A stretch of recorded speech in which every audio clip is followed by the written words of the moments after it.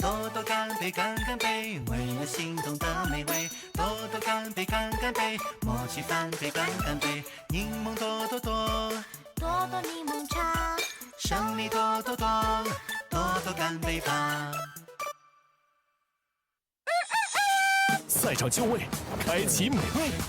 华莱士手工果粉，我有绝招，精准控温，这波操作稳准狠，现炸才够脆，热辣多汁，一战美味来袭，一口回血，只要香脆炸鸡，不要脆皮人寿，这是胜利的滋味，忍不住的欢呼，庆功时刻有华莱士，吃得香，赢得爽，吃华莱士，获益炸鸡迷局。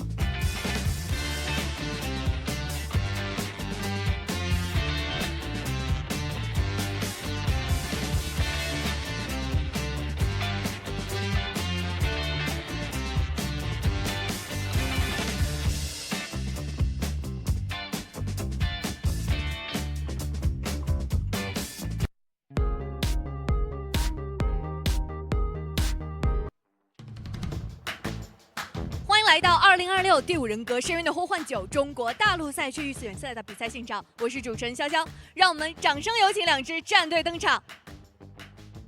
雄兔利剑，金羽披肩，有请 ACT 战队。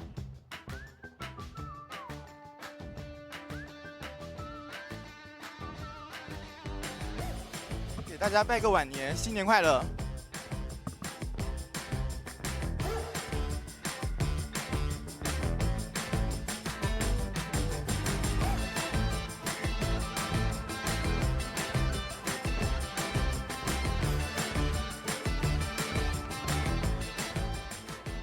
欢迎月、真真九、小叶明、新燕、11、狗狗、易森。初见锋芒，一战成王，有请 CJ 战队。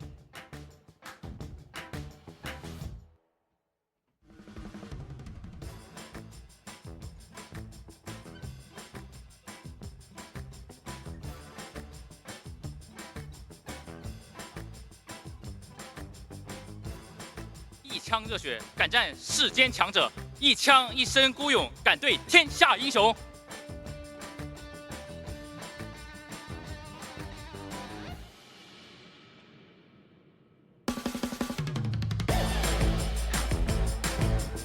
欢迎淘淘、北路、思雨、胡歌、金闪闪、唏嘘、杨帆。这里是第1周第1天第3场的比赛，由 ACT 对阵 CJ， 让我们一起期待接下来的精彩对决。欢迎各位回到 COA 的比赛现场，我是解说怪咖。大家好，我是解说影子。那马上要进行的是今日比赛第3场 BO3 的第1局比赛，由 ACT 战队对阵 CJ 战队。没错，又是一场职业跟民间的一个对决啊！哎，是的，刚才我们可以看到职业和民间队的比赛，以及2支民间队的较量都是非常精彩的啊。可以看得出来，职业战队的话，可能偏向于4大天王的属性度会更高一点。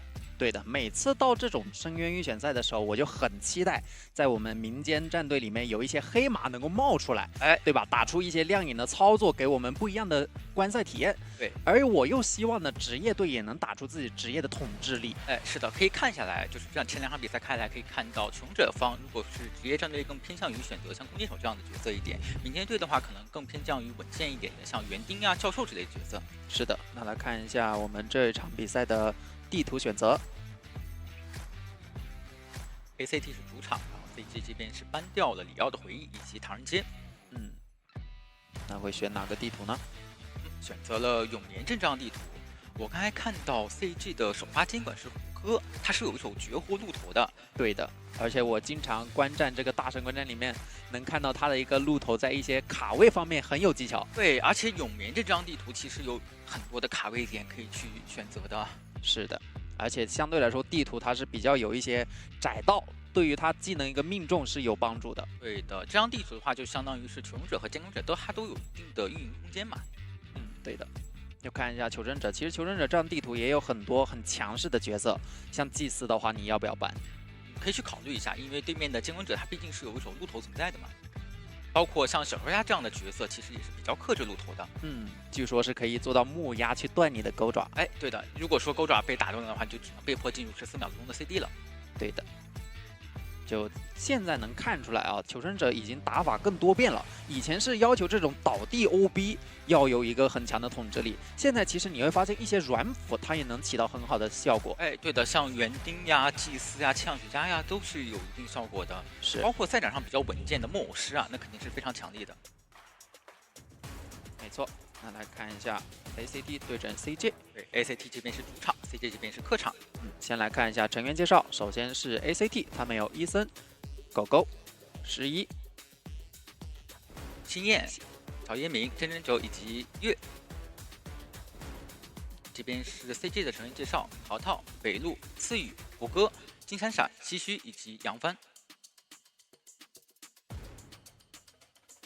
可以看到 ACT 都是我们一些很熟悉的选手嘛，然后 CG 这边的话都是偏向于民间大神，像思雨啊，之前也是在 ITZY 参加过比赛的。对的，是我们的一个老面孔了。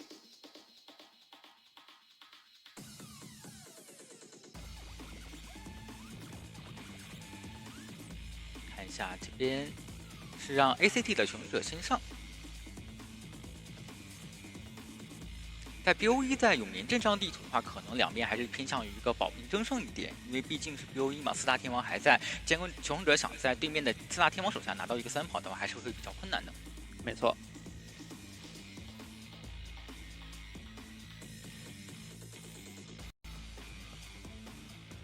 我排位的时候，有时候排到鹿头，这个监管者啊，它的可塑性是真的很高。虽然说这个版本可能鹿头它的强度啊没有那么强，但是如果说你的熟练度很高的话，你可以把一些特殊点位，然后转换成鹿头它比较优势的地形，然后去进行一个卡位高，瞬间就可以扭转局势。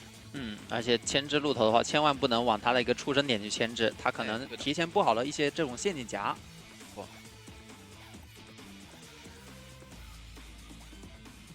ACT 这边也是有一位新的监管者加入嘛？对的，他还能给队伍带来一些怎样的新鲜血液？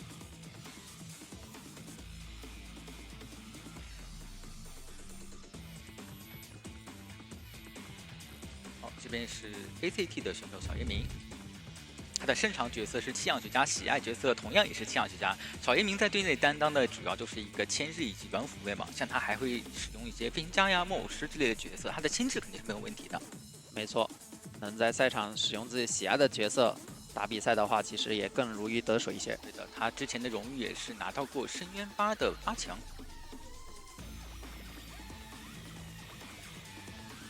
在 BOE 的话，可能对于职业队来说，弓箭手啊、木偶师的选取率会更高一点，因为毕竟更稳健一些。看一下这边是伊森，对的，擅长是飞行家，喜爱的角色是杂技，也更多是偏这种万金油。还拿到过一个深渊5的一个4强。伊森的话可以算是 ACT 的一位元老级选手了嘛，他从救人位到辅助位到牵制位可以说是样样精通，队伍需要他打什么位置，他都可以去转换自己的位置，然后去为队伍进行一个服务。没错。来看一下星焰，星焰的擅长角色是古董商，喜爱角色是机械师。星焰的话，其实他的一个古董商操作空间是。操作能力是很强的，是的，包括他还有一手绝活弓箭手啊，他的弓箭手熟练度也是非常高。包括他，你像他最喜爱的角色机械师，他也是有一手机械师作为角色是存在的。也获得过深渊8的一个8强嘛。就说到机械师的话，第一场比赛是可以看到机械师作为一张对策卡在 BOE 登场的。但是这个版本因为是有抬救手的存在的，所以说你在选取机械师的时候，你就可能要斟酌一下，我到底要在哪一回合去选取机械师。来看一下11擅长角色是大副，然后喜爱角色是前锋。啊，骨子里还是更想去打操作这种前锋位的啊。11的话也是拿到过很多荣誉啊，深渊8的8强，以及22年 IVL 下以及23年 IVL 的秋季赛冠军。没错。 冠军救人位11的话，他作为救人位的话，赛场经验可以说是非常丰富啊，包括对于这个卡尔明的一个范围理解以及卡血线的一个淘汰进度，都是可以把握的非常精准的。没错，这是 ACT 的教练李志轩，是的，也是陪伴 ACT 这支队伍非常时间久的一位老教练了。看一下 CJ 的监管者胡歌。 就看他会不会第一回合就是明牌打鹿头，还是说会有其他的一个辩证。非常专注啊！你看他的擅长角色以及喜爱角色都是鹿头，是首次参加我们的 COA 比赛。可以期待一下，因为毕竟胡歌的鹿头他这个熟练度真的很高。对，特别是绝活的话，能给我们带来很多惊喜，对吧？对方就是求生者的话，也得去防范一下，特别在救人环节。 是有很多技巧的，一是勾过来卡位，二是有一个博弈2层博弈震慑的机会。对，这边是 CG 的教练萧九。其实打鹿头的话，机械师它确实是一张不错的对策卡，因为在机械师在牵制鹿头的时候，是可以用自己的机械玩偶进行一个卡位勾的嘛。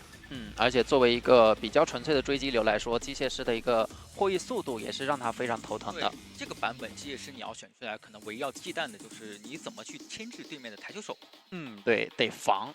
如果你第一回合去为了打机械师，去面对现在比较强的这种4大天王的话，反而一手台球手会出其不意，拿到一个很好的效果。毕竟会拿一个措手不及，角色比较克制。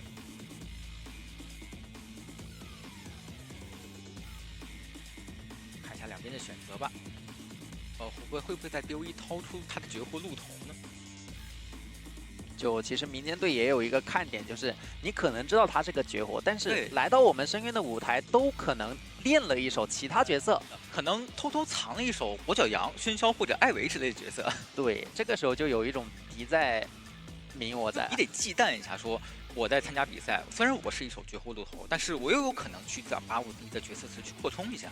是的，而且也可以给自己就是角色进行一个互补嘛。比如说我鹿头比较怕哪些角色，哎，我练一个相对来说克他那些角色的对，就有一个克制作用在。就相比于说，如果你的鹿头比较害怕机械师作为一个扛刀的牵制位，那你就可以去再练一手台球手，或者是艾维这样的角色去克制你的机械师。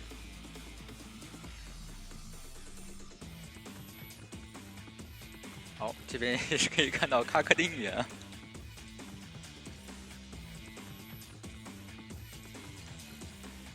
看一下吧，前两手选择从上2局比赛中可以看到还是比较常规的，求生者还是以稳为主嘛。一般来说的话，班位上个版本是先知古董商，这个版本的话，有些队伍他会去搬一些像医生啊，然后之类的角色去反一个控场。 大体来说，前2回还是不会变。监管者毕竟有那么多种多样的一个选择，可能还是以监管者拿分为主。求生者可能要去拿一些比较对策的角色，像莫我师这种比较稳定发挥的角色。然后在后手的话，再去想办法拿一些多 OB 阵容去追胜。哎，是的，包括这张地图，玩具商也是比较强势的一个选择。有很多跳点，上2楼之类的。对，前2手直接搬掉了先知加小何家，那打鹿头的那个目的就比较明显了。哎，来了一手飞行家跟幻灯石，其实这2手都非常克制鹿头，一个就是我的一个幻影给你勾过去，我可以召回来；另一个就是我可以直接一个悬停飞走。是的，第3手搬掉了守墓人，求生者这边选择了古董商，最后一手搬掉了祭司，也是补上了一手桃花大师。桃花大师，那桃花大师其实也有非常重要的一个救人作用，就是比如说挂到难救的椅子，我可以挪出来。对，他可以用他的逃脱术去换一把椅子，然后避免被你卡位勾的一个风险。而且只要他被动还在的话，是不太怕你以前博弈震慑的。对的，这个阵容的话，算是相对来说会比较克制鹿头的一个阵容，非常克制。对，你要说你要摇摆一手像跛脚羊之类的角色，其实也未必见得好打一点。其实可以相信自己的绝活，就在 BOE 掏出自己的一手绝活鹿头。毕竟自己绝活的话，我觉得对于保平的一个理解也非常高。即使是面对非常克制自己的一个阵容，也有能打出自己操作的机会。对的。毕竟这可是面对一个职业战队啊，而且这个阵容其实真的就是非常高的一个下限，而且有很高的一个操作空间，就在这个古董商身上。哎，是的，作为牵制位来说的话，像幻灯师、飞行家以及古董商，他们的牵制能力肯定是不用担心的。桃花大师的救人又非常稳定，再加上有幻灯师的一个辅助，以及古董商的一个 OB 能力，阵容选的还是比较稳定的。对，反而我觉得这个阵容最好抓的是这个桃头大师。对，因为桃花大师他救人稳定，但是他的自保能力可能没有那么强。好，虎哥也是果断拿下自己的绝活鹿头。对，绝活鹿头。这张地图的话，鹿头可以发挥的空间也是比较大，就包括像墓地窗，我可以把人挂在墓地斩到那个椅子，照样我还可以在墓地窗放一个夹子。但是我们前面也说到可以挪，哎，是的啊，桃头树一用，那这样你的所有布置安排就作废了。对，但是有一个问题就是，你求生者这边他不一定清楚鹿头他会在哪个椅子，然后使用自己的卡位钩。对，得自己排位的时候有一定的积累。是的，得去做到防范，说这把椅子可能鹿头会使用卡位钩，那我换一把椅子，然后不在这把椅子进行救援。来看一下一个区域选择，中场一个桃头大师啊，然后也是整体呈现一个右踢比较常规的一个选点，就看鹿头会不会选一个十字形，是选在红蝶河。脸上是古董商以及独栋的飞行家。这个阵容的话，化险为夷，可能是桃花大师加飞行家去携带的。看一下求生者这边怎么去安排他的化险为夷的携带吧。现在已经看到很多这种就是不带回光返照阵容了。但第一回合的话，相对来说会少一点，还是要求稳健为主的。因为如果你在第一回合不带回光返照的话，很可能被对面的接管者在开门战拿到一个机会点。做一定的针对。来看一下人格加点，求生者这边是3个飞轮以及飞行家和桃花大师的化险为夷。飞行家这边是没有携带回光返照的，鹿头这边携带是底牌挽留以及 UB 一套天赋。即将进入比赛画面，本场比赛由 ACT 的求生者面对 CJ 的监管者，解说影子，解说怪卡，为您带来 CV 实时赛况解说。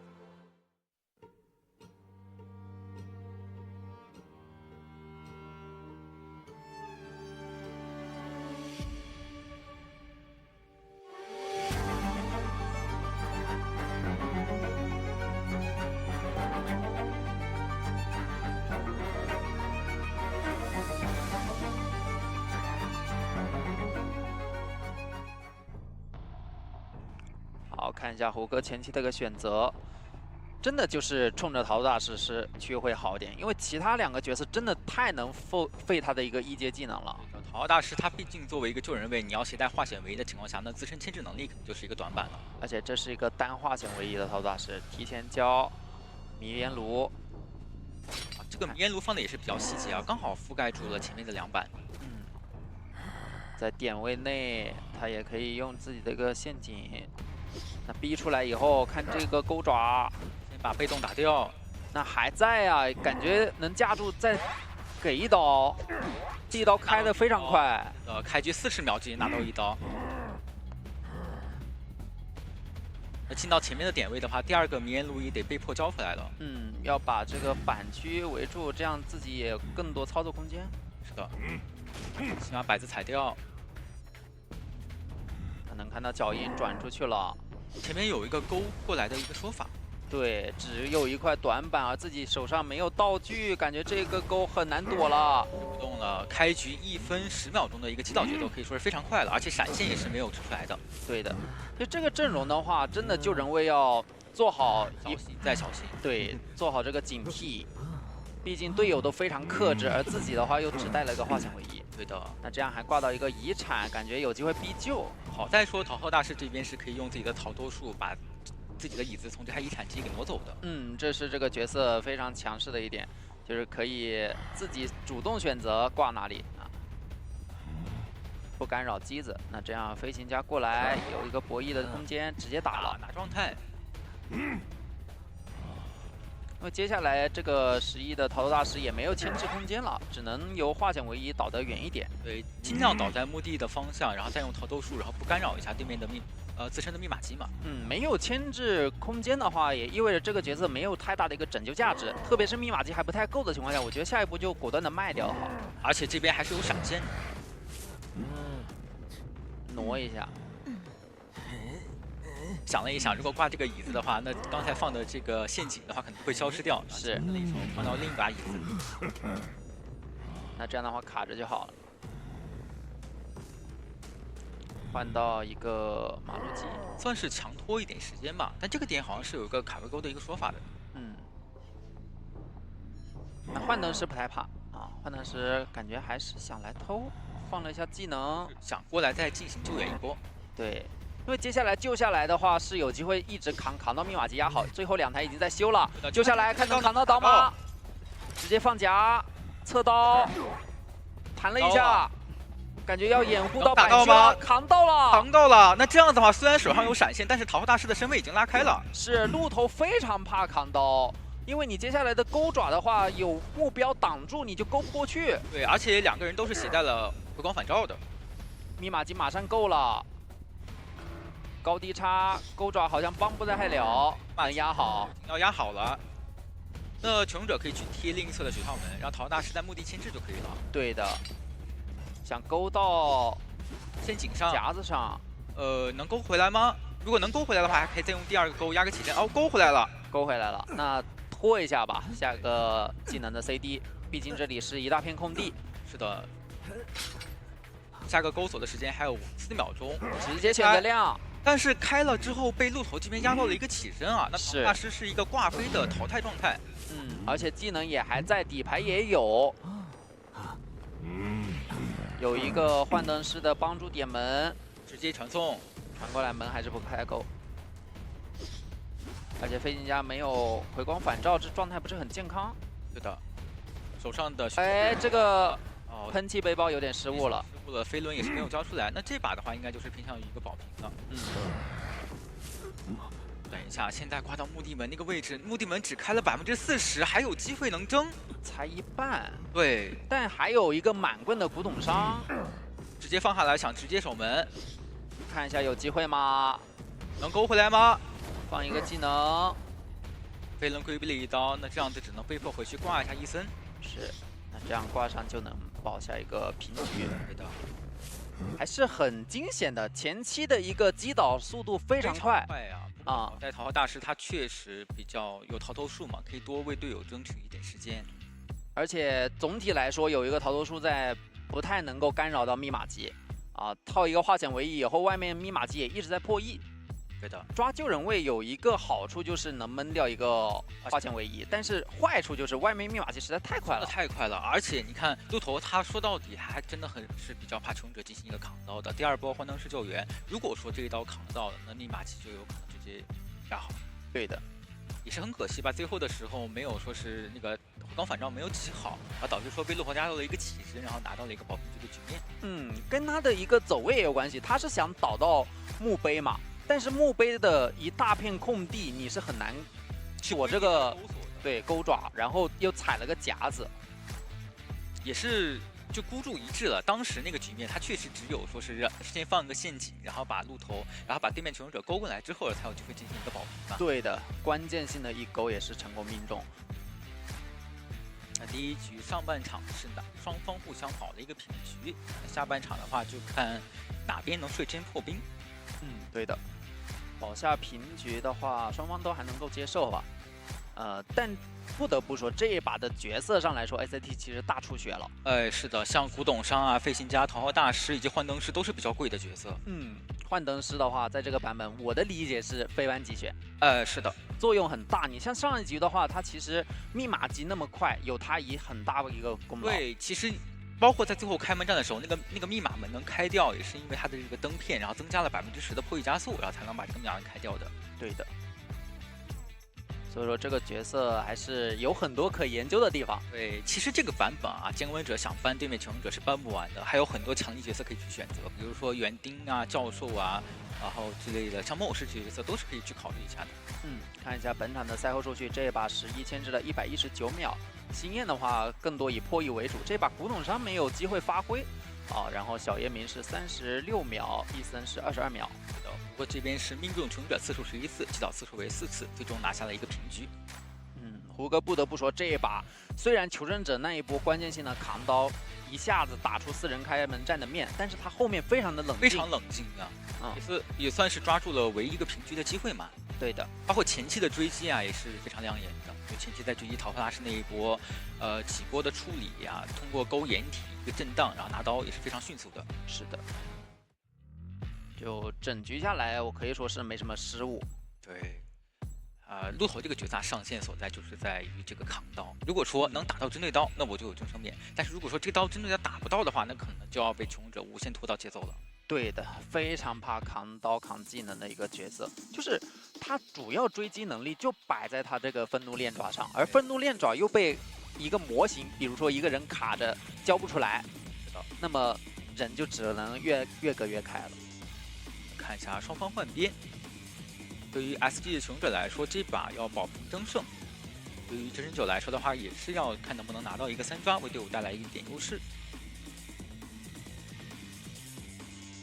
而 CJ 的话，就主要想怎么尽量去保平吧。我觉得他们这一把可以选一些没那么贵的角色，保平对他们来说是有优势的。对，像魔术师啊、木偶师这样的角色，其实在 BOE 的话效果就非常好。来看一下 CJ 这边的成员介绍：金身闪擅长角色是木偶师，喜爱角色是勘探员。他也曾参加过《声音的呼唤8》大陆预选赛，也是前 IVL 的选手。对，前职业选手嘛，也是在 ACT 待过一段时间的。想必也互相有一定的了解。对，看这次重回赛场打出怎样的发挥。来看一下下位选手唏嘘，唏嘘擅长角色是哭泣小手，喜爱角色是佣兵啊，很偏向救人位的一个擅长跟喜爱啊，也是我们 IVL 的训练营的选手啊，也参与过我们深渊8的这个大陆预选赛。所以说也是有一定的赛事经验了。这个版本的话，救人位他要去练习的角色可以说非常多啊，像佣兵、桃花大师以及版本比较强势的守门人和大副，他都得是样样精通才可以。包括我觉得这个版本的前锋的一个登场率也会比以前更高一点。对，其实前锋加幻灯师它就有一个套路存在嘛，就幻灯师给前锋擒状投影，然后前锋可以放心大胆的去进行一个 OP， 不怕那些控制什么之类的。对，这边是 CJ 的选手杨帆，他的擅长角色是调酒师，最喜爱的角色是魔术师，是首次参加 COV 以及 IVL 的青训选手。那对内担当的就是一个牵制以及一个软辅的位置。对的。那第一回合的话，其实就可以考虑拿魔术师这种角色，有一定的自保能力，然后又没有那么心疼，就是进入全局竞选的一个角色，包括也没有像古董山和打地员这样的开门 debuff， 非常灵活。对的，等克他的角色也很少嘛。对，来看一下 CG 的知名选手北路，擅长角色是飞行家，最喜欢的角色是星女儿，曾经参加过深渊7、深渊8大陆预选赛以及 IVL 训练营的选手，也很熟悉了。这个名字老熟人了，都参加过我们深渊好几次了。是的，这个版本我看到他最喜欢的角色是幸运儿嘛。这个版本的话，幸运儿它是有进行过一波调整的，机械玩偶摸出来之后耐久会降到35%，所以在这个版本去选择幸运儿的时候，你要去考虑一下，这张牌其实算是一张比较贵的选择，你选出来它不一定能给团队带来他想要的收益。是，来看一下 ACT 的监管者真人9的一个擅长角色是艾维，喜爱角色是女巫，都是这种控场型的监管，然后也是获得我们深渊8的一个8强。对于真人9来说，这张地图可以选的角色还真多，像跛脚羊、艾维、女巫都可以去考虑一下。因为他现在要争分嘛，可能还是以争分为主。就比如说你要去在 BOE 选择跛脚羊，那争分的概率肯定就更大一点。对，还是要看阵容嘛。你现在 CJ 的一个阵容是绝对不能太过于防某个监管者，这样的话会给到真人9很多机会，他可以去拿一下别的。最好就是跛脚羊和艾维能双防一下，去拿一些木偶师、魔术师之类的角色，哎，就血厚一点，对吧？然后操作空间道具多一点的这种，不容易被对面滚起血球的角色。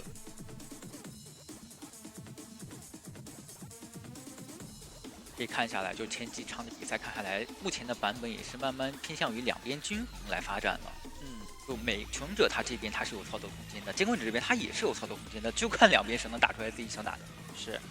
就随着我们角色越来越多以后，对于选手的考验更多是你会的有多少，你的熟练度如何。哎，对的，这边是一个非常可爱的 cos 啊。我们的一些观众啊，也是不远万里来到我们现场支持我们的一个比赛。这个版本啊，对于监管者来说，他确实会比较头疼。他得去防对面会打什么体系，打 OB 体系呢，还是打园丁之类的体系，或者说是我打一个医生之类的反控场体系，是都非常头疼。就根据不同的角色再去决定人格加点嘛，这种天赋的一个加点。毕竟你这个确实角色现在已经是防不胜防了，更多是你看人，对吧？你一下子知道这个人他是擅长什么的，先给他搬了，针对人去进行一个必须单选，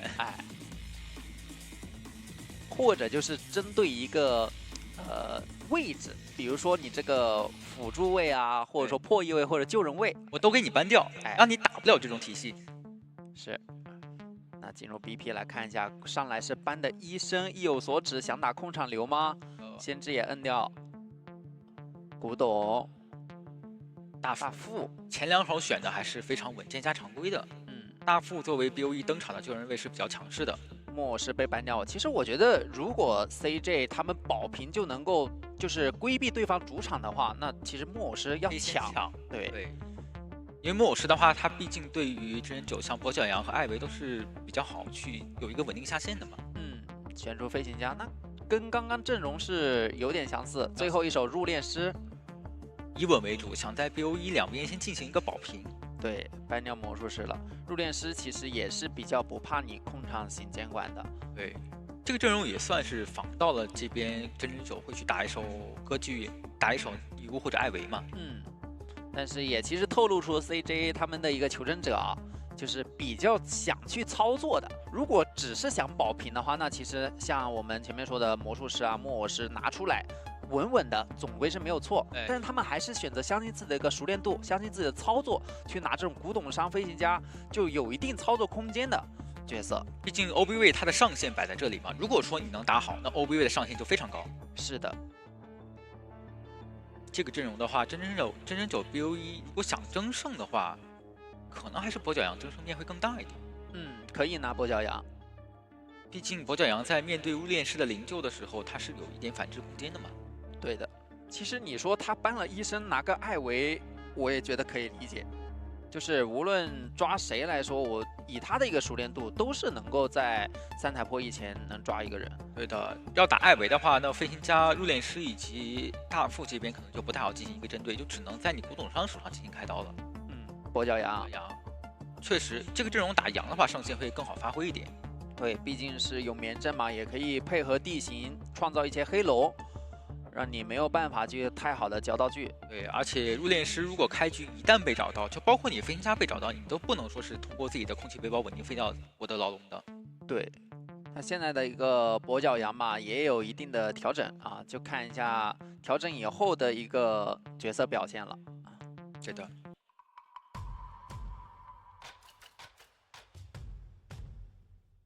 来看一下两边的一个区域选择。个 L 型的选点把入殓师放在了学校门的位置，古董上站在红蝶亭，阁楼下是飞行家以及中场的大副。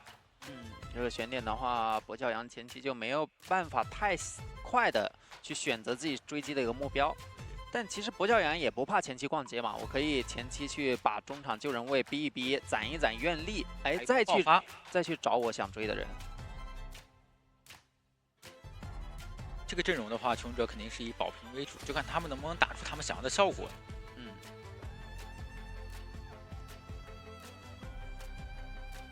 两边教练握手。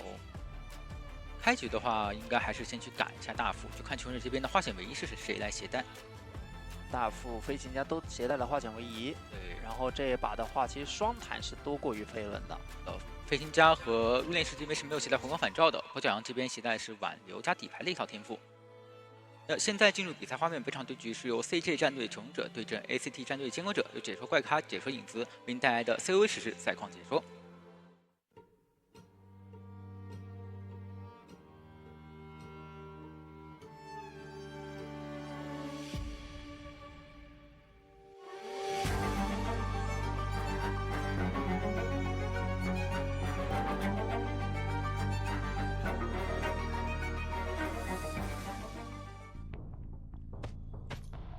好，开局果然是先往中上走，但是西区这里比较大胆啊，直接破译，也算是给到了一点破译的压力嘛，因为你不破译的话，波吉昂这边愿力也是会积攒的。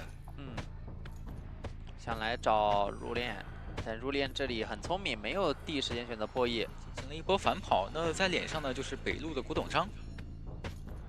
古董商还是要围绕着模型，才能把自己的一个机关消发挥最大作用。先用窥视者夹住了，抬一个龙，哎，那直接打到一个止戈就可以拆掉了。再续上一个笼子。哎，这里在围笼里打不了止戈，废掉这个笼子。点刺击退一下，那这个笼子的话是能废掉的。对，而且愿力刚到40，他选择先出刀。对的，先拿一刀走地刀的存在感嘛。走到前面的话，先可以用窥视者去干扰一下墓地密码机的破译，想直接换追这边的金闪闪。大空地，手上有悬停，先交喷气背包。哦，差一点点，再一个悬停。击退一下监管者，利用最后击退的后摇，然后废掉这个牢笼。对的，那这样也是给到一刀平地。对，那这样子场上密码机已经来到了一个快2台密码机了。节奏对于真人9来说可能不是那么好。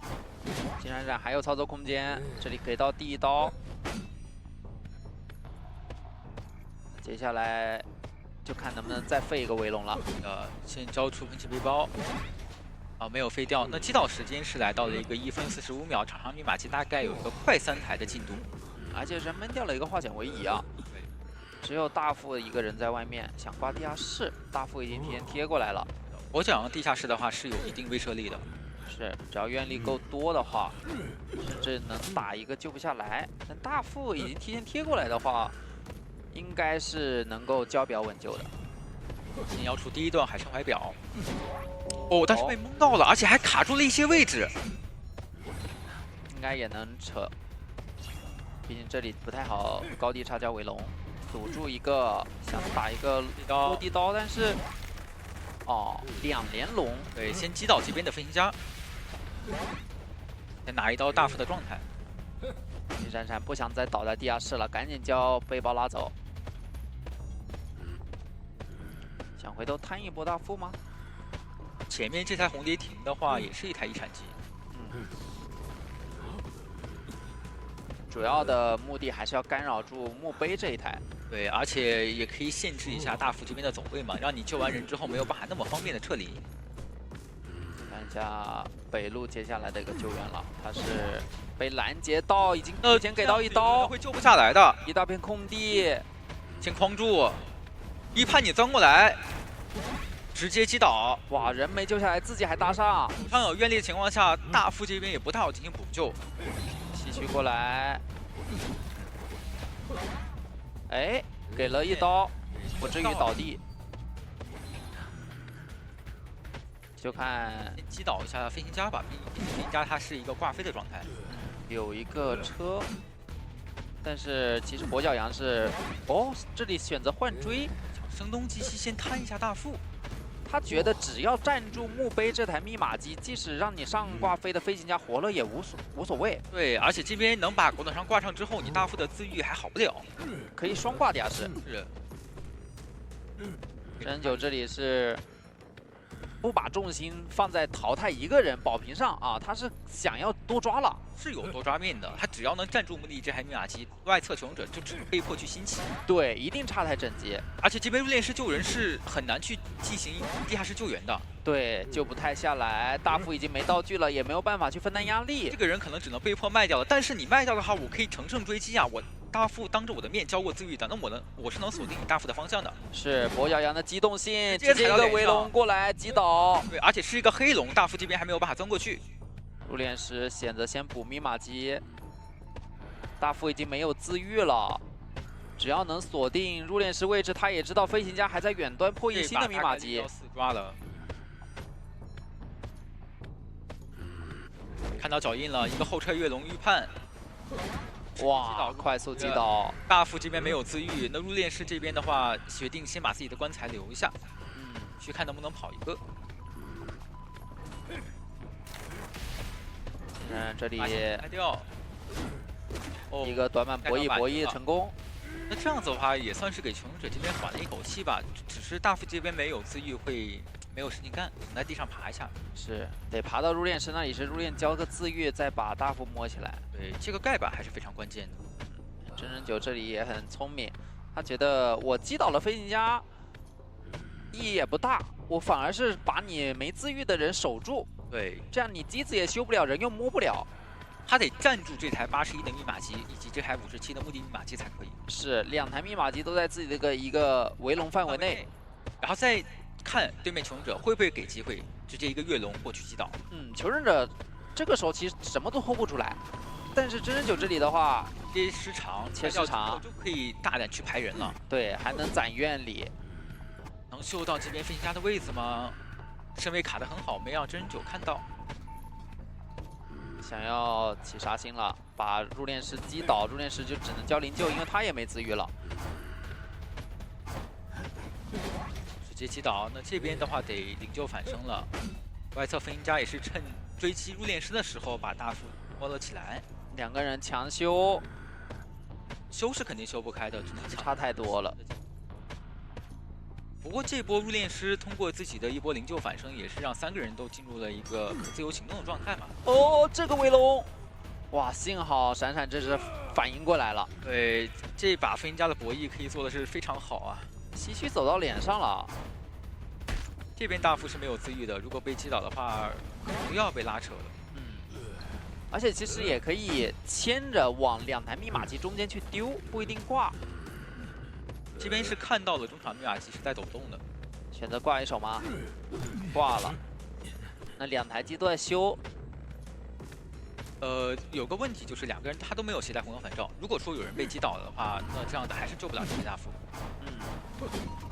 哎，闪闪还在操作击倒，那边是没有携带红光返照的。闪闪这里是挂飞。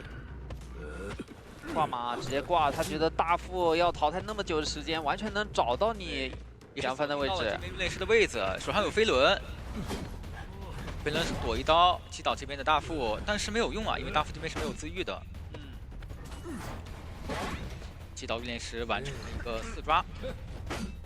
这把真人9的控场思路可以说是非常好啊，在击倒那边的古董商和大副的时候，选择了一波换挂地下室，直接打出了4抓的局面。对，这一切都基于他对密码机的一个掌控嘛，他知道，哎，这个墓碑的密码机只要不修炼的情况下，求生者外面使用差才整。对，而且中场那台密码机也是一个80多的进度嘛，那我压到墓地窗这台密码机以及中场密码机2台密码机是离得很近的，再加上博九阳的机动性非常高，它可以通过来回游龙把2台密码机给守住。这个阵容的话，归根结底还是没有道具可再生的能力，对吧？一下子这个此消彼长，就跛脚羊慢慢占住这个上风了。哎，是的，再加上最后剩的2名求生者，像飞行家和入殓师，他都是没有携带红光返照的。就算我密码机压好了，但是被击倒之后，还是没有办法进行一个救援。非常关键的一波，我觉得是，那波古董商选择来救援，但是没有救下来。其实我觉得那一波好像可以选择不救了，就通过打一波拉扯掩护大副那边交了自愈之后直接撤离，然后自己这边也撤离。然后对，毕竟是个地下室嘛，不太好去贴近椅子，所以说是还是该卖掉的时候还是要卖掉会比较好一点。对的。主要是也没什么拯救价值，而你在没有赢面的情况下，还要冒着掉状态的一个救不下来的风险去救一个没太大拯救价值的人，是一个非常不理智的选择。哎，是的，也是让真人9这边拿到了机会点。你既然给到了我机会，那我就顺势击倒你，然后我再打一波控场，就可以打出4抓的局面。是的，真人9这一把思路非常清晰啊，他就完美拦到了他自己想拦的一个位置。对的，来看一下这边的赛后数据，飞行家破译了175的密码机，牵制了96秒；古董商这边破译了95的密码机，牵制了44秒；入殓师破译了264的密码机，牵制40秒；大副破译了93的密码机，牵制了46秒。真人9这把小吉的最佳演绎也是给到他，然后命中求生者是22次，击倒11次，对，然后最终拿下了一个4抓。那 BOE 在 ACT 选读的情况下，直接拿了一个7比2的比分啊。那第二波在第2局的时候 CG 选读，看能不能说选一张比较克制真人9的地图，然后作为一个反击了。对的。总的来说，第一回合打下来，还是 ACT 这里的监管者率先发力啊。对，可以看到跛脚羊他虽然经过一波调整，一个速度下降了一些嘛，但是呢，他的赛场统治力还是比较强的，他抓机会的能力点非常好。他但凡说是对面求生者给出了一个口子，他就可以顺着这个口子拿到足够大优势。机制摆在那里嘛，像后面的话，他是可以2个求生者拉扯他的情况下，一下子突然发难，把一边击倒，那么求生者的这种互相给压力的一个犄角之势就破掉了。那在 BOR 的话，看看 CG 这边要不要考虑进行一手轮换，然后让思雨上场，因为思雨的角色值也是非常多的嘛，像他有一手绝火隐士。那比赛非常精彩，稍事休息，马上回来。直接主动第二式直一收到了。我这边什么呀？往前，我靠，大头，挂九，你帮他，第二队讲完，你帮他，行吗？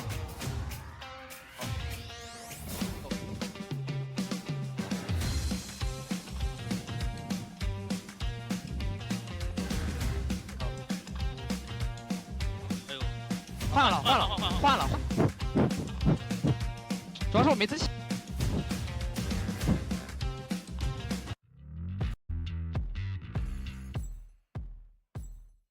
欢迎各位回到 COA 的比赛现场，我是解说怪咖，是解说影子。那马上要进行的是由 ACT 战队对阵 CJ 战队的 BO3第2局的比赛。没错，那在第一回合是 ACT 的一个主场，选择有棉阵的情况下，监管者率先发力，以跛脚羊拿下了一个4抓。这个7比2的比分啊，也是非常大的一个大分优势。对于 CJ 来说，看看能不能在自己选图的时候扳回一城，给 ACT 的话制造一点压力。是的，也看一下第2回合 CJ 会不会就是轮换。对，毕竟胡歌一个鹿头绝合，但在鹿头上没有拿到自己理想中的一个比分。就看一下第2回合你这个鹿头已经没了那你再去拿其他角色的话，或许能有个出其不意，当然也可以给队友去发挥一下的机会。如果换思雨上场的话，思雨之前也是有一些大赛经验的，包括他之前参加过深渊以及青训的话，角色值肯定是不用担心的。对的。就到后面，我觉得第2回合可能是两边监管互掏空场型，去打一打。但是对于CG 这边来说的话，他可能要去尝试去拼下比分。求生者这边的话以保平争胜为主，监管者的话大概率还是要争胜，看能不能进行一个多抓的。对的，我们毕竟是 BO3的一个赛制，所以说第1回合给到一个大比分的情况下，CJ 是一定要从小比分方面也好去扳回来一点。如果说是第2局的话，两方保平的话，那7比2的比分就会被带到第3局，那到时候可能就不太好进行一个翻盘了。是的，毕竟越到后面的话，监管者其实想去拿多抓的一个机会会更少。对的，像你的4大天王能进全局的都进全局了嘛，那到第3局的话，可以选择的角色就像是台球手、杂货商之类的角色，那他的争胜面就会没有那么大。对的。其实现在真的能拿的监管能拿的角色也很多，对吧？你要追4抓的话，以前远古的这个雕刻家，包括小丑偶尔拿出来，像在唐人街也有一个亮河这样的地图，他借助地图的一个发挥，可以把他的角色上限打得很高。对的。包括我们今天你看守夜人也还能打，拿出守夜人，然后直接拿了一个多抓，也算是说是绝活哥嘛，就是对这个角色然后理解非常深。是的。来看一下两边的一个地图搬选。第2回合搬掉了湖景村，选择不归零。这张地图的话，算是歌剧演员可能不太好发挥，但是影视、蜡像师以及喧嚣的话，在这张地图的话，发挥空间会更大一点。是的，我作为一个玩监管者的这张地图，我一定带一个天赋掌控欲。落地加速，因为这种高低差落地太多了。对，利用上自己的一个地形优势嘛，而且带掌控欲的话，你也可以说是把幽闭那条线给一起点了。其实这种地图我觉得求生者就很少人拿，但是舞女的话在这张地图其实发挥不错。是的，就是绿河下面的2个板子嘛，通过在那个地方放八音阵的话，是能干扰对面监管者进行追击的。对，也比较好辅助队友。对，就看两边的求生者以及监管者的角色选择。ACT 这边的话还是以求稳为主嘛，就是什么求生者他不容易给到机会，那我就去选，因为他们毕竟是在第一局有一个7比2的比分优势。对的，就 ACT 他是可以选择去防守，可能求稳，第一回合没拿的那些比较稳定的一个角色，其实是现在可以掏出来。没错。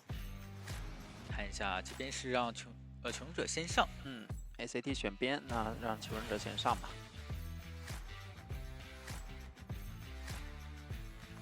看看对面监管者会不会进行一手轮换呢？好，这是进行一手轮换，是让思雨上场。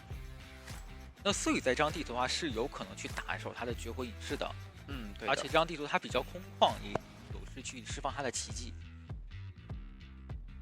要对地图理解非常之高。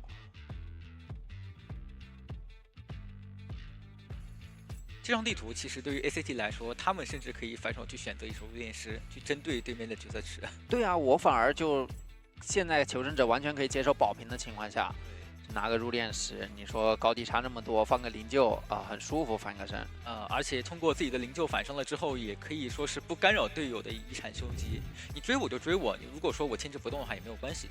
对的，那看一下思雨的一个擅长角色是台球手，喜爱角色是隐士。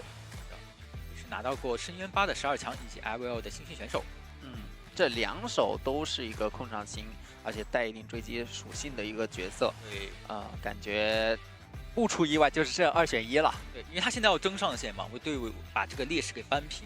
而且这2手角色的话，都是很容易抓住对面求生者的一个突破口的，上限非常高。如果说一旦被滚起血球的话，那就是一个多抓局了。对的。比赛上台球手这几场比赛看下来，可以看到这个角色他确实压迫性会比较强，但是的话也比较容易被求生者进行一个拉扯。对的。还有就是这张地图它有很多这种荡神，其实对于求生者来说，哪怕你是个白板角色，你多玩几次荡神，其实对自己的一个牵制来说是有很大帮助的。对，而且这张地图的话也有一个角色非常强，就是玩具商。这张地图的板车可以给队友提供很大的帮助，包括这次改版之后，安抚物也是可以让队友直接捡到的。对，多一个道具，本来没有26能力的角色，一下子就能26了。你想，一个勘探员直接弹出一个护腕，那真的是监管者两眼一黑。是的，最怕的就是什么？就是像什么这种飞行家、病患啊这些角色，他前期的一个牵制需要牵制起来，会把道具用光，没有26可以监管者一直追着他，就说不定能保平。但是这个时候如果有个玩具商辅助一下，甚至玩具商还过来掏个化险为夷，那监管者非常难受。对，对于求生者来说，真的就是雪中送炭啊。而且这样地图玩具商大多数监管抓不了，太难抓了。也是小月明的一个应援。对于 ACT 来说，他们压力是真不大，可以选的角色很多。以保稳为主的话，那还是像玉内士这样的角色去跟你对面监管者赖平会更好一点。是，这张地图我觉得幸运儿也还可以。对，幸运儿这张地图，他去选择一个掠河，旁边是有很多箱子可以去摸的。就是这波改版了之后，幸运儿的话，它的摸箱速度得到一点降低嘛，再加上机械玩偶的这个耐久也是有一定降低的，就强度上来说，可能跟上个版本会有一些不一样。对的。那看一下 BP， 也是搬了医生啊，然后搬了先知，台球手没了，也是针对对面思雨的角色池进行了一个 BP。木偶师、周术师、非常稳健啊，这2手选择。木偶师其实有点被隐士克制。对，周术师其实也是很被隐士克制的，就是这个阵容去针对对面的跛脚羊、割据人的时候非常不错。但是如果说对面思雨选了一手隐士的话，前2手都是被克制的。对，那就带一个回血能力，而且高自保的一个，那就是7强。你说拿个调酒啊，或者心理这种，实则自己太难牵制起来了。气象学家的话，利用绿河那边的一个高地差是不会有这种顾虑的。搬掉了守墓人，那救人位的话还有大副。对，大副可以去考虑一下，大副的话还是比较强势的。对的。飞行家不是那个气象学家啊，他在这张地图也能够通过这个层云，跨越一个非常大的一个地形。对，你监管者想追气象学家是不太可能的，就看能不能在另外3名求生者手上，然后进行一个针对的。除非说你这边选择了一手跛脚羊，我去追你气象学家，那是有说法。这个阵容的话，对于思雨来说，就看他有没有跛脚羊的一手熟练度。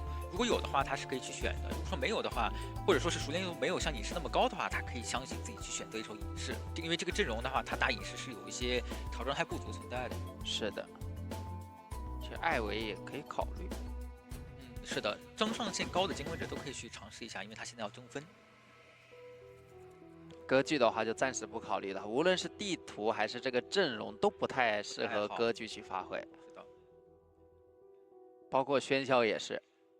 喧嚣跟咒术师其实是一个相互克制的关系，就喧嚣可能在针对木偶师的话会有一点效果，但是气象学家会让喧嚣非常头疼。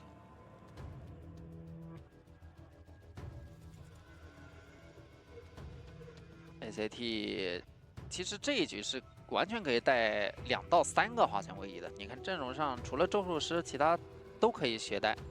是的，大副肯定会携带这个花钱位移嘛，就看第2个花钱位移是让木偶师携带还是让气象学家携带了。看一下思雨，果然隐士，对，相信自己的绝活熟练度，而且隐士这名监管者在应对木偶师和咒术师的时候是克制他们的。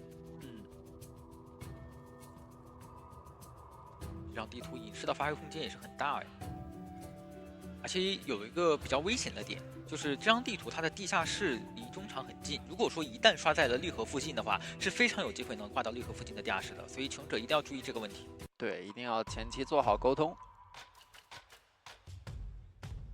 看一下区域选择，这个选点是排位非常常见的，大房放的一个木偶是大概率是带了一个花钱位移。 对吧？可以把它保护起来，然后监管者只能选在右边靠中缺口的一个位置，脸上是绿河的气象学家以及中场的大副。这样的话大房就可以放进修了，中场其实也可以望风而动啊，追队友了以后再破译。中场的话，其实大副也有一定的危险。你如果前期监管者一连电，你救人位身上手上有个电的话，监管者是很喜欢去抓的。对，隐士他真的非常喜欢救人位，因为你救人位哈，如果前期你想给电击压力给的多的话，那身位就会很近。但隐士又不挑食，如果你身位近，我就追。对你救人位的话，我们稳闷一个花钱位移嘛。对，来看一下，今天不携带，是让气象学家和大副携带的花钱位移。是，星烟这里是双弹，然后伊森这里是飞轮。 对，思雨这边是带了一手挽留张狂。那即将进入比赛画面，本场比赛由 ACT 的求生者面对 CJ 的监管者解说影子解说怪咖，为您带来 COA 实时赛况解说。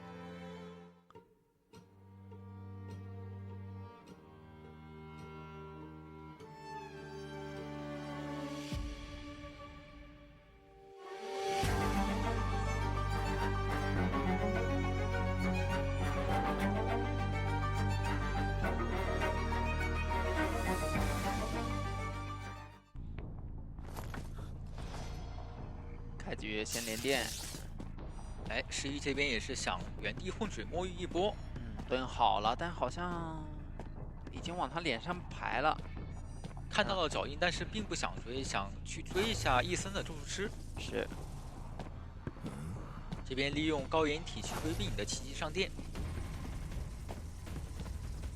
哦，这里绕到了一点身位，哎，卡魔了，或交出自己的猿猴咒像。 这样下一波电奇迹这边要有刀啊，高地差的风险啊。为了避免高地差，提前跳了下来。哎，思雨也好像走上去了一波，他是想摊一个高地差的一个小插刀的，飞轮还没好，这波想拿平地刀，还省了一个奇迹啊。好在说是能转到大房去进行第2波牵制嘛。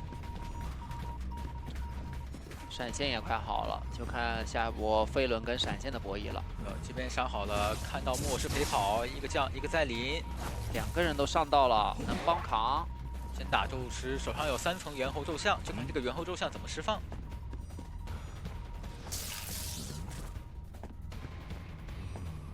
改了一波电，很细节啊，这样求生者的破译速度会更慢一点。上到了，那这波队友就没办法扛，只能看伊森自己。 3层猴，小猴啊，小猴的话得用飞轮再去规避一下奇迹才可以。对的，这里思雨也不太想交这个闪啊，还在捏这个闪，那这样击倒节奏反而说是被伊森这边延缓了。这个时候一直绕模型交个3层猴，感觉牵制时间是拉起来了很多了，因为你的闪现一直没有交，这样子的话反而咒术师平白的牵制了23，还有飞轮，哇，吓到了板子，还是得交闪，被迫交的。是就是你捏了那么久，你想省的一个东西，最后你不光没省，还交了。那这样子依次倒地的话，你看场上密码机已经来到了一个3台多的一个进度。对的，外面的状态也没因为扛这个状态掉多少。这把穷者甚至他有机会能争胜，周是携带了回光返照的。对，外面也有2个花显位移。第一波大幅稳定救援，你会发现这咒术师连绝处逢生都没带。对，还是一波无伤救，并且给咒术师这边扛下了一刀。选择断电，针对伊森。那你断电的话，就会有一个风险，就是外侧密码机破得飞快啊！而且伊森这边他手上有飞轮的，远程飞轮木压一波，戴林还走位躲掉，手上还有一层猿猴咒像，奇迹还有3秒钟才能续上，路已经封死了。选择省一省，这样的话36的时候有机会攒3层猴。而且现在密码机的话，其实也是非常有机会能够的。选择挂在这台遗产，这台遗产好像是比较少的，是这台62的进度的密码机。那这波追回来，穷者想争胜的话，得看能不能再保一波咒术师的36才可以。换位的话，密码机会更慢，选择让11再救一波。就看一会儿能不能救下来，扛到刀，然后再来个气象去帮忙吹吹风，保一保。这边可能得直接博弈了，因为再拖一下的话，2个奇迹直接封，2个人一起救下来。断电不让你进行一个扛刀，但是可以扛电啊。是的，这个奇迹交给气象学家，避免你再推我一波。然后有个灾林。再连看一下能不能扛到，扛到了。那最后这台密码机来到一个80%的进度，是有机会能拖够的。再一个再连，还能扛吗？又扛到了。11两波扛到都是很细节，假装从左扛，然后一下子瞬移到另一边。对，那现在只能被迫控场去围一下这台903的密码机进行一个针对了。是的，被破坏。哇，控制抵消，好像还是能拿，进不到交互点。给到一刀以后，外面多修的那台也快压好了，88%了啊！我觉得这波就让咒术师过来，交出了自愈。那这样子的话，手上甚至没有人，密码机也压好了。是，抓的大夫也是有回光返照的。对，已经贴好门了，再临去管门。星焰，4个人都带了回光返照啊。还是针对一下这边咒术师，手上有闪现，看能不能快速击倒咒术师。定到闪现没摁出来吗？吼一下，错失了最佳的闪现交的时机。对呀，现在如果击倒了伊森的话，晚了，能开完的。星焰这里是可以一会交技能直接硬冲门的。对的，直接变路易，还预判了一手闪现。那 ACT 的求生者在第2局的上半轮直接拿到了一个3跑。进一步扩大了自己队伍的优势。对，那对于真九来说的话，他只需要完成保平就拿下本场比赛的胜利了。对的，而 CJ 的求生者必须多跑，必须3跑，没有退路可言。这一局还是监管者难免他会有一个贪的心理，毕竟他1打4吧，他要想着我要留这个闪现，你26的时候我一个闪现给你打一个针对。但是我只能说，咒术师完美拿捏了他一个心理，他没有在第一波的时候交3层后，第一波交3层后的话，那监管者不用省了，他直接就交闪击倒你，因为你26的时候猴不多，他一层一层交，然后很像镜子的一个木压，虽然第一波没交飞轮，但是成功的在那个板区拖了大量的时间，那是一个圆形板。圆形2连板，就是你只能绕，你没办法用奇迹去命中它。你要闪的话，你只能隔着板子正对面去闪。而且这波其实最关键的一环就是11的那个扛刀，2波扛刀全部扛到了，而且还是2波赛琳全部都定住了伊森的情况下，还要扛到这一刀，太精彩了。对的，就等于是监管者在尝试打一个木桩，而11跟监管的一个博弈很精彩。他每次都是，我假装在右边扛，骗你去打左侧甩刀的时候，我再走到左边扛到了。对，是的，他猜到了这边思雨想在哪一边挥刀。那看一下赛后数据，这把伊森的话拿下小级最佳影，牵制了174秒，非常久的一个时间。然后11的话也是牵制了101秒，小夜明31秒，星焰是25秒。然后这边思雨是命中求生者9次，击倒次数为4次，最终是 ACT 的求生者拿到了一个3跑。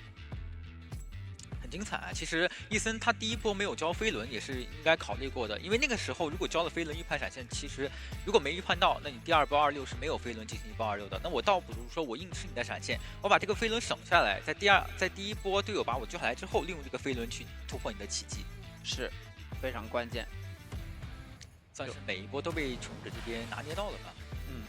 其实能看出来思雨的一个熟练度很高，他的一个技能命中率还是非常不错的。只不过确实这个扛刀方面，11真的就是抓住了他的所有的一个来的方向，真的是扛得好呀！2波定点扛刀能让你扛到的，那真的是太厉害了。而且当时是其他人没办法切一个铜电击去扛的。看一下双方换边，对于 CJ 的来说的话，穷者必须完成一个3跑，而对于真人9来说的话，只需要拿下保平就可以拿下本场比赛的胜利。这张地图杂货商还有蜡像师都是一个非常强的保平角色。对的，蜡像师这张地图，它那个风击能力实在是太强了。地图比较空旷，而且蜡像师上蜡的也是比较好上嘛。是，但同样的对熟练度要求比较高，是吧？你看到很多地图甚至不太好封击的，有棉阵，也有一些绝活，它是能做到高射炮给它封了。而且真人9的角色池其实是有一手蜡像师存在的。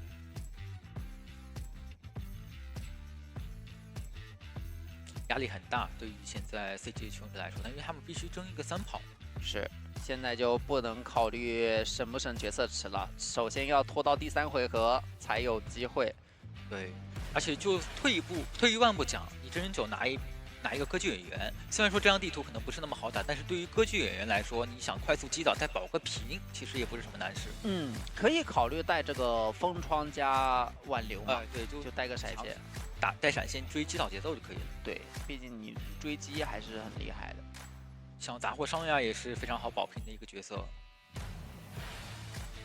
就反正现在主动权一定是不在 CJ 这边啊，他们更多是被动，要选一个比较拼的阵容去拼一个3跑出来。可以考虑一下像玩具商这样的角色，因为你打玩具商之后，队友的牵制能力肯定会得到一个提升，而且如果你选出了玩具商之后，真人9这边就可能会选出一手艾维去针对你的玩具商，那这样子的话，多跑的概率就会更大一点。对的。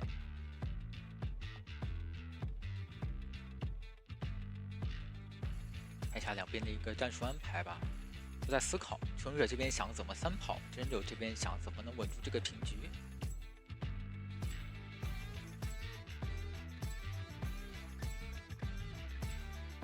其实你要打上线的话，其实这个版本啊，上线高的穷者还是比较多的，像勘探员呀、弓箭手啊，都是上线很高的。必须得去拿一下这种破译速度不慢的 OB 位，然后去拼个人的一个操作能力了。如果幻灯师的话，这边也是可以去考虑一下的。幻灯师、医生都是比较强势这个版本。医生也是很能去打这个扛刀体系嘛。对，但是对面的监管者可能会在第一手就直接把你的医生按掉，因为如果医生放出来的话，可以宣告我的控场监管者不用去选了。这样以真真的一个角色池来说，他是完全能接受，无论什么地图吧。我觉得他这个女巫加艾维2手在那里摆着，都是可以掏的。何况是只需要保平的对局。保平的话，理智一点的就还是杂货商吧。杂货商的追击能力肯定不是问题嘛，再加上他就能给对面的穷者带来一定手语的压迫性。对，而且包括现在的一个 UB 作用是非常高的，就你3人还减你的这个点门速度呢。就即使有人倒地了，能在挂飞那个人的过程中，还能减你的点门速度。看一下吧 ，CJ 这里肯定是一场难打的仗，得去选一些争上线的角色。看一下前2手的一个班位，给到了先知加幸运儿，搬掉了真人9的艾维，那确实是有可能会选择玩具商这样的辅助体系的。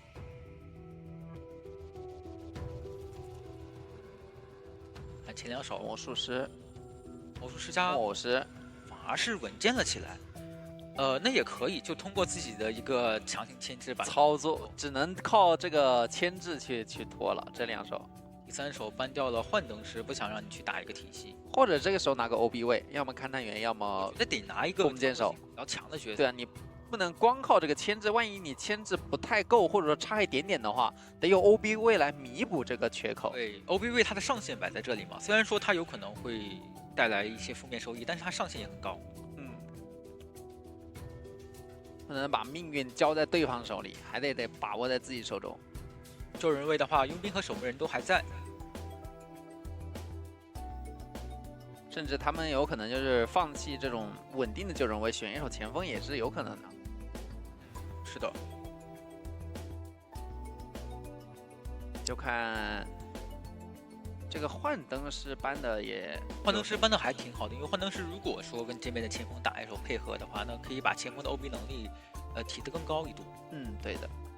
就看他第3手会去在救人位上先选择，还是说是我拿一手整个阵容的体系，这个比较关键。如果说是要拿像勘探员这样的 OB 位的话，那就是一个 OB 体系；如果要拿玩具商这样的角色的话，那就是一个软辅体系。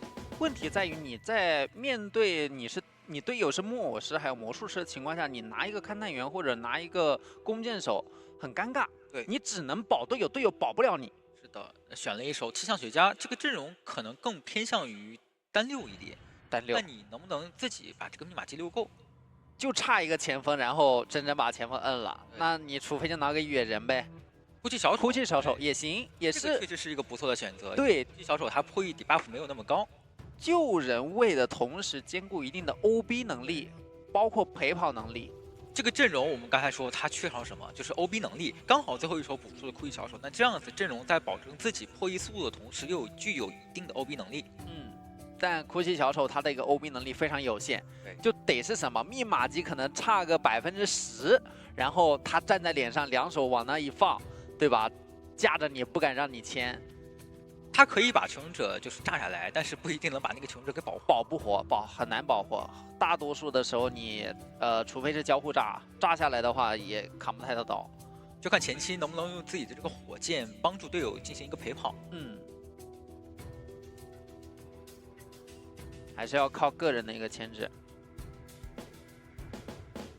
阵容整体上来说比较扎实的。这样的地图其实求生者要多跑，难度还真挺高的。对，真挺高，而且这个阵容，你真正真的选出了一手杂货商，不太好牵制。说实话，就可能气象学家会比较好牵制一点，像魔术师、哭泣小丑跟木偶师，他都是要跟杂货商进行来回博弈，然后才有机会能牵制起来的。没错。看一下人人9最终的选择，可以考虑哦，台球手非常自信，但这个阵容台球手好像占不太到什么便宜。确实，更多是牵制能力很强嘛。对，相信自己的一个熟练度啊，下线怎么也得是个保平。对，就是把你这个魔术师道具逼完，你后面可能就没那么能够牵制起来了。是的。然后再把密码机控一控。求生者这边的话，看谁来携带化险为夷吧。哭泣小丑大概率是会携带一手化险为夷。哦哟，4个角，这不知道以为打约瑟夫呢。4-3开来，想哎，好，换一下。台球选在了大房上边的位置，脸上是篝火的木偶师以及大房的哭泣小丑，还是合适分家。还是有异曲同工之妙的。毕竟你这个约瑟夫是什么？是找人砍。他这个台球手是什么？就是我尽量在追人的过程中突然干扰一下密码机。总的来说就是队友不要见面。对，越不见面密码机就不会被干扰。打台球手的话，中场密码机你修的话可能会被进入一个封闭领域的控伤嘛，不太好修。那我干脆不修中场了，我去修角落的密码机。对，修边边。天赋携带求生者这边是3个化险为夷，气象学家、木偶师以及哭泣小丑的化险为夷。真正这边是挽留张狂的一套天赋。对，那前期有张狂的话，追击能力开到第1道会更强。对，那现在进入比赛画面，本场对决是由 CJ 战队求生者对阵 ACT 战队监管者，由解说怪咖九车影子为您带来的 COV 实时赛况解说。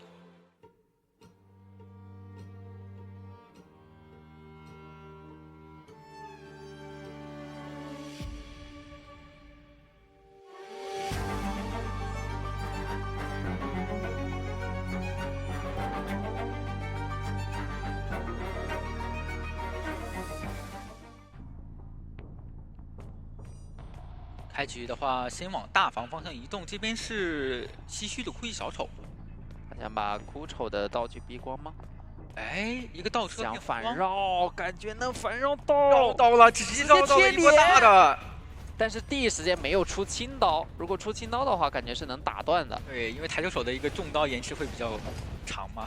嗯，这边交出了火，好像还是有刀惯性，哇移速非常快。开局28秒直接拿到了第一刀，而且是携带张狂的。一旦主球开了之后，你就不太好进行牵制了。对的，道具还交了，跟着把这块板子踩掉，再拉出一个火箭，继续跟。转到前面的话，是有一块比较安全的板区可以进行一个牵制的。张狂响了，主球直接封住这个板子，退无可退。飞轮翻过去之后，但是还是被吸到了。开局1分钟直接击倒，甚至省下了闪现。闪现省下来说明什么？你2次牵制空间还是没有那么大。还有地下室，这就是刚才所说的问题。不归零这张地图是非常有可能会挂到绿河地下室的。就看气象怎么救了，反正刚好也在脸上，带了话先回1。先放个击球点，看到了气象学家的位置，上去压迫一波。救下来也不太好活，毕竟你上面有个可能能封16秒的一个主球在。但是这边没有看到，反而让气象学家无伤救了一波。那这波救援就很赚了。嗯，那抓回去。放回去，想再挂一波地下室，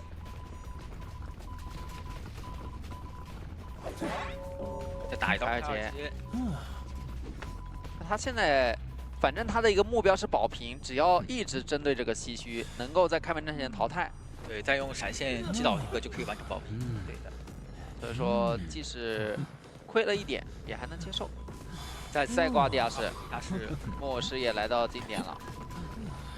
问题是怎么能把这个哭泣小丑保出地下室呢？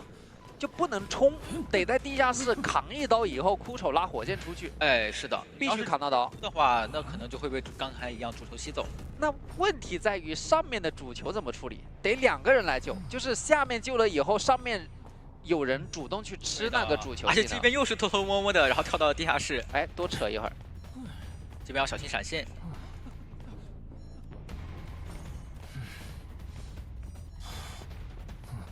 北路这里已经准备好吃主球了，直接出刀。主球是吸到了木偶师，在一个强分摁住，先击倒木偶师。那这样哭泣小丑暂时是保出了地下室。对，这波真真九他不能跟丢哭泣小丑的视野，如果一旦跟丢哦，能看到那还行，只要能锁定视野的话，手上有闪现是肯定能稳定接到的。嗯，那现在有闪现在，而且现在的一个惯性也很久啊。对，这边就让你拉火箭吧，然后我拉不开，落地了之后，然后我再用闪现击倒你就可以了。对，放个主球能吸住吗？手上有闪现，稳一波，飞轮骗出来直接闪现，哎，但是被主球吸走了。无伤大雅还是淘汰。嗯，而且你刚刚2个人来救的话，始终少一台密码机。这样子哭泣小丑被淘汰，场上还剩最后一台密码机。嗯，牧师等人摸一下。对，那现在真真九他的控场空间就很大了，他只需要拖他开门之前下个闪现就可以了。对的。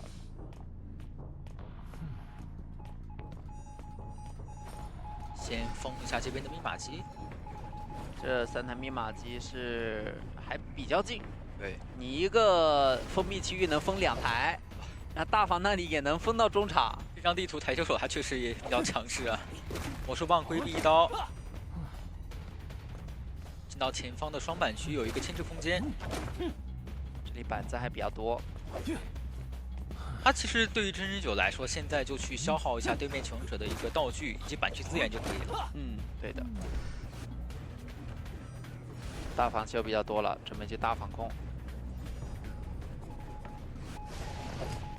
很痛苦，就通过来回形成封闭领域，对于密码机进行一个控伤。嗯，求生者就是拖不出道具。的一个主球，哎，还抓过来了，抓过来了这边的北路，这种主球确实比较难防啊，因为他刚才击球点是放在了密码机旁边的。对，你除非不修，不修的话，队友一直在走地也被压迫着。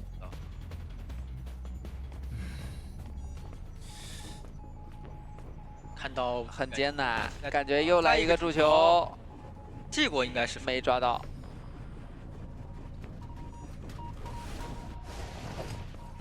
还是能逼到狙。对，哎呦，抽到了，抽刀。现在补一补状态。可以的，再去对这台密码机进行一个控伤。就远程的话，你哪怕机子快压好了，他一个主球打过来，要么把你抓过去，要么能封16秒。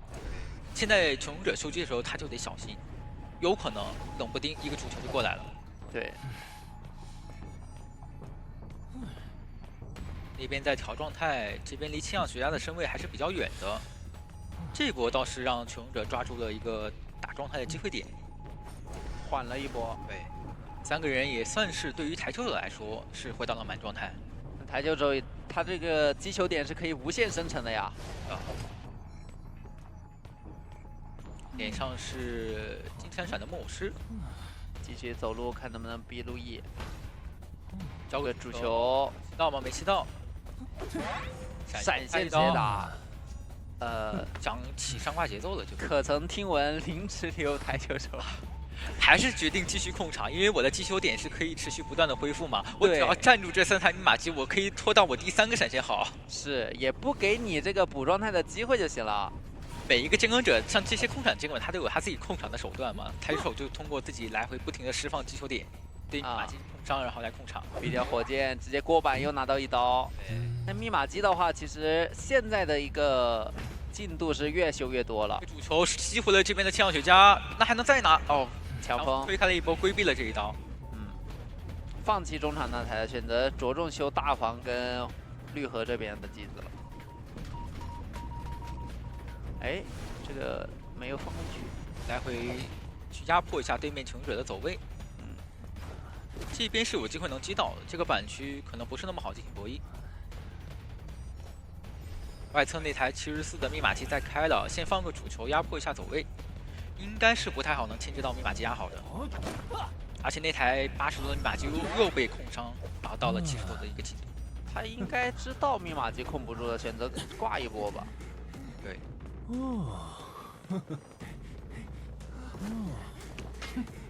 这样子的话，开门战3名求生者的话，可能都是在篝火门这个方向的，被压迫到了同边。能压好。这波没有选择打木偶，有主球能把人抓回来吗？这个主球找了个时机开了，那这样先管门吧。对，这波开了肯定是对的，因为如果再拖下去的话，真有这边第3个闪现就要好了。对，就怕闪闪倒地的一瞬间，然后你这个响亮的时候，主球又过来封机子。哎，这边没有交出自己的强风。应该是点成了取消键，然后所以导致强风没有交出来。对，2个门都在点，闪现还差一点，选择挂地下室求稳了，保平。对，挂进地下室就宣告保平，挽留时间还剩88秒，不可能能救得出来的。挂上面其实可能还有一点多抓面，但是他选择牺牲这个多抓面，不能再稳了，只要拿下保平就可以拿下游戏的胜利嘛。求最稳，也没有什么办法，确实地下室拯救不了，只能保平。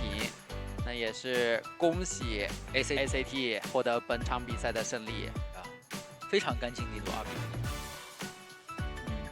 0。ACT 今天状态确实不错，第1回合监管者发力，然后第2回合求生者发力嘛。对，求生者和监管者今天状态都挺好的。像真人9，其实在最后的时候他是有很大的多抓面的，但他只需要保平就可以拿下胜利嘛，所以还是决定选择挂在最稳健的地下室。也是很努力的进行了一波运营控场嘛，确实把求生者的一个状态道具都已经逼得差不多了，最后就是还是选择保平够了。也可以看到波龟林这张地图，台球手的发挥空间很大，来回控场游龙，你密码机就是修不开。我第2个闪现拖好了，我第3个闪现甚至还有机会能拖好。是的，就是你密码机，或许你一开始选一个4方，每个人都能在边角修一台 ，OK， 第一台修的没问题。但是你会发现，你越把边角的密码机修亮以后，它密码机会越紧靠。对，最后剩下的密码机反而是3连中场的，你更难去破译了。是，就反而可能是要让这种破译速度快的人去中场看能不能第一台修亮。对，就是打台球手的时候，尽量还是看牵制嘛，你牵制得稳定一点，然后再加上队友看能不能给你提供一些帮助，陪跑起来，让你台球手没有办法分心去进行一个控场。是的。那上一把的话，其实第一波的追击是非常之快的，道具也交的挺多的情况下，那波反绕太灵性了，直接说是逼到了一个火箭的身位。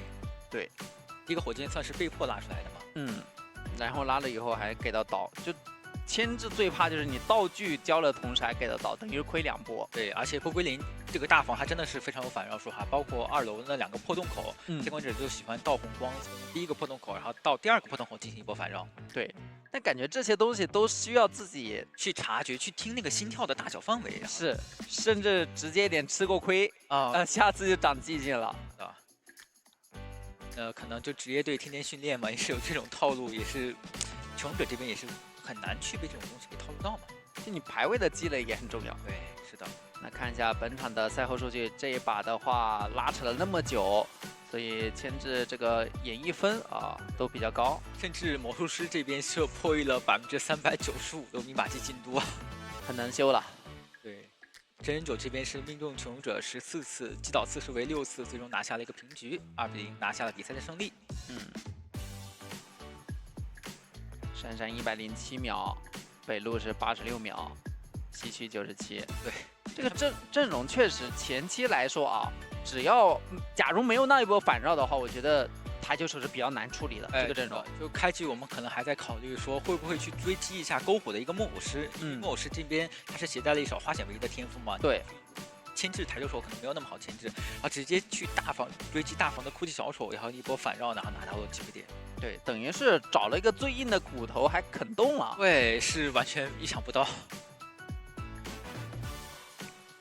就打台球手的话，你依次追击真的是至关重要。对，前期的话先玩板子，等到有机会给刀的时候再去交道具是最好的。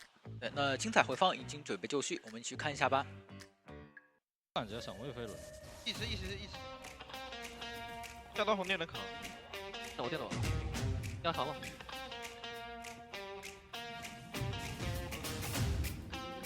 好了，没有，我走了。他不连电了，你走。哦，天板错了啊！走了，够吗？够了。7、6、5、4、3、2，可以。我不行了，还是要死。别死第2次，别死住。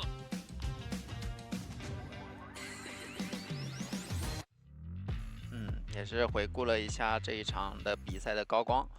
也是看到了那波确实很秀的一个扛刀啊，大副的那波。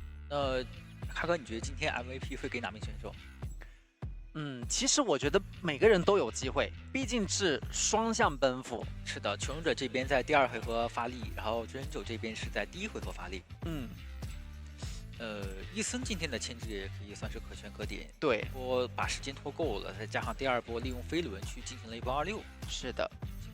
真人9这一局的话，其实你看后面运营的也很好，第一把的跛脚羊更是非常精彩。让我们来看一下本次赛事最佳演绎吧。揭晓一下，会是谁呢？好，真人9跛脚羊确实第一回合一个4爪，一下子奠定了一个非常大的优势。对，直接比赛的基调值又奠定了，开局第1局7比2。来看一下他的局军演绎得分11925，局军击倒次数8.5，破坏板子数5，恐惧震慑次数0，局军淘汰人数3人，即是他第1次拿到最佳演绎。是的，毕竟我们的也是刚开打嘛，对，已经是表现出一个不错的势头。对，其实他第2局他的台球手在开门战的时候是非常有多抓面的，只是可能为了团队考虑嘛，所以就把人挂到第2室去寻求一个稳定保平。对的。有时候也是需要，就配合队伍啊，队伍需要自己去保平的时候，能有一个保平能力是非常难得的。是的。天可以看到 ACT 这支队伍，不管是求生者还是监管者，他的状态调整的都非常好。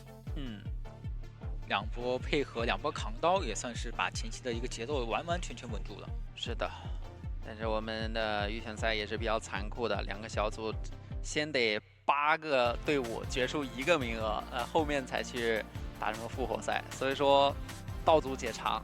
对，第一回合赢的话就可以进到胜者组的第1轮比赛了嘛。相反，如果第一回合输掉的话，那就得进入败者组的比赛，就不能再去进行一个失败了。是，所以说慢慢来啊，先拿下一场，也得去回看一下，看自己还有什么地方可以精益求精。哎，对的啊，而 CJ 这里的话，其实就是得复盘一下了啊。今天的一个 BP， 我觉得 ACT 是做的非常好，碾压 CJ 的。就对面的求生者选出来之后，我直接掏出一手跛脚羊和抬球手进行一个针对嘛。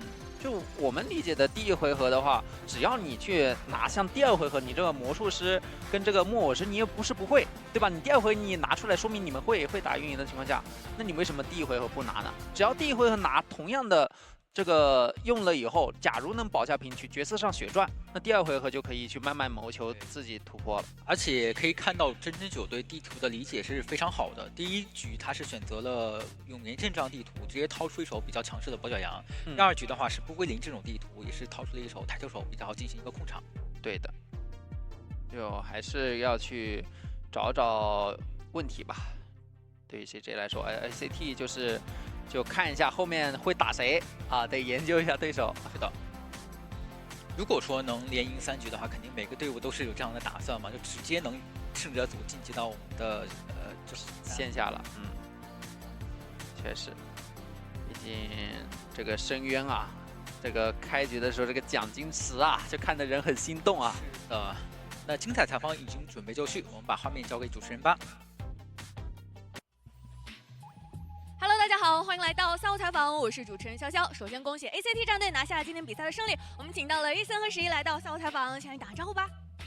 大家好，我是 ACT 的易生。大家好，我是 ACT 的11。好的，欢迎两位。怎么回事？两位太久没赛后采访了是吗？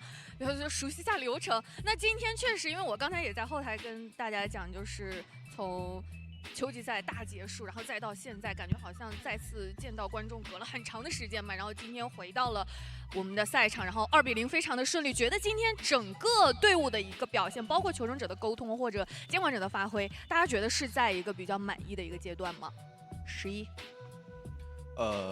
还有要复盘的地方，因为由于太可惜了，本来是可以3跑的。